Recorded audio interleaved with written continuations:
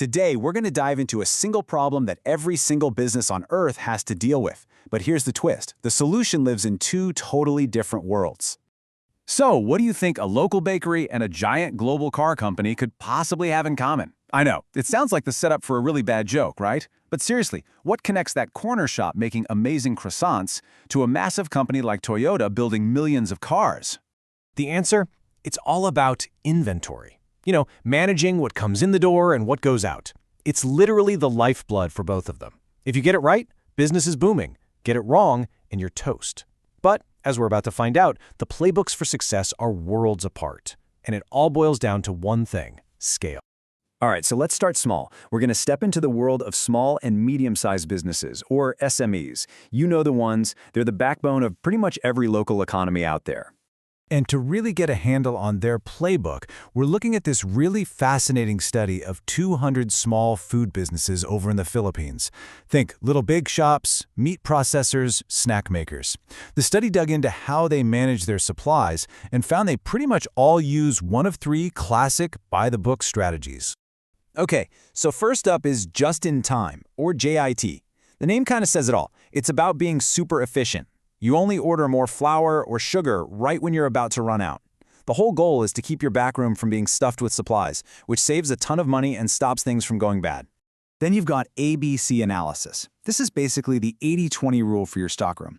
You sort everything into three piles. Your A items are the super valuable, can't live without them supplies, like, say, that one special type of Belgian chocolate for a bakery. Those get all the attention. Then the C items, that's the cheap stuff, like paper towels that you don't really sweat over. And last but not least, we have the total opposite of JIT, safety stock. Think of this as your emergency fund, but for supplies. You're intentionally keeping extra stuff on the shelves just in case your delivery guy gets stuck in traffic or you suddenly get a massive order. It's all about playing it safe. So there you have it, three solid, well-known strategies. The obvious question is, which one actually works best for these small businesses? Well, the answer is not at all what you'd think. So, when the researchers went and talked to the actual managers handling the inventory, they were all feeling pretty great about their choices. They were confident that whatever strategy they were using, JIT, ABC, or safety stock, was really working well for their business. And this chart just says it all. I mean, look at these scores. The managers rated their own strategies as satisfactory or even very satisfactory. Safety stock was the fan favorite, scoring a 4.22 out of 5. So based on this, you'd think, wow, these strategies are knocking it out of the park, right?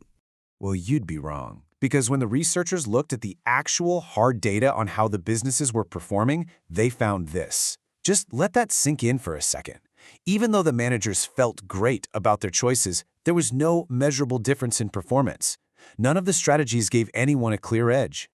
So, what in the world is going on here? How can these proven, by-the-book methods just not move the needle for these small businesses? It doesn't seem to make sense.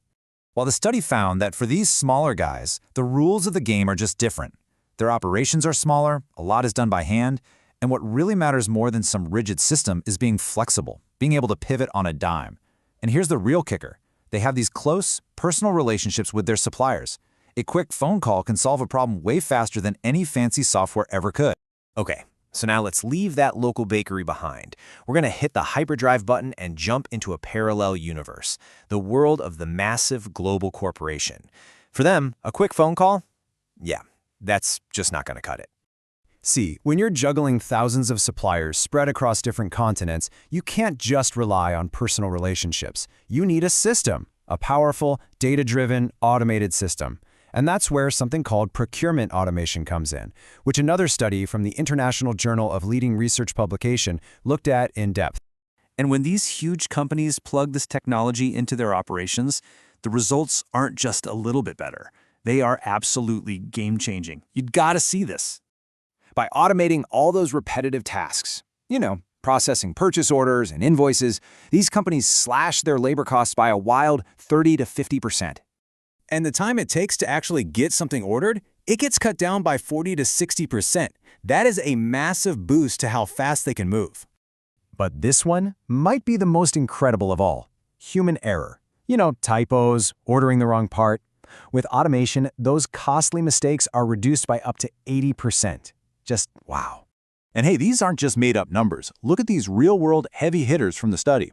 Toyota cut labor costs by 35%, slashed errors by 85%, and got a 220% return on their investment. Siemens, Samsung, Caterpillar, it's the same incredible story across the board. So let's just take a step back for a second. We've just visited two completely different worlds, a small food maker in the Philippines and a global giant like Toyota. So what's the big lesson we can pull from these two stories? And here it is. This is the whole point. Success isn't about finding the one best way to do things.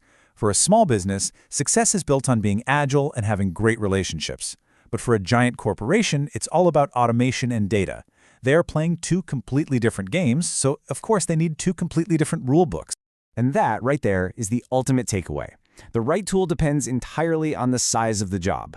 What's absolutely essential for a global car company is totally useless for a local bakery, and the bakery's approach would make the car company just grind to a halt. Context is everything.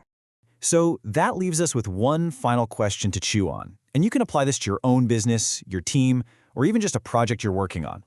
Are you building a strategy that's made for quick, nimble agility? Or are you building a system that's designed for massive, efficient scale? Because knowing the difference, that's the key to everything.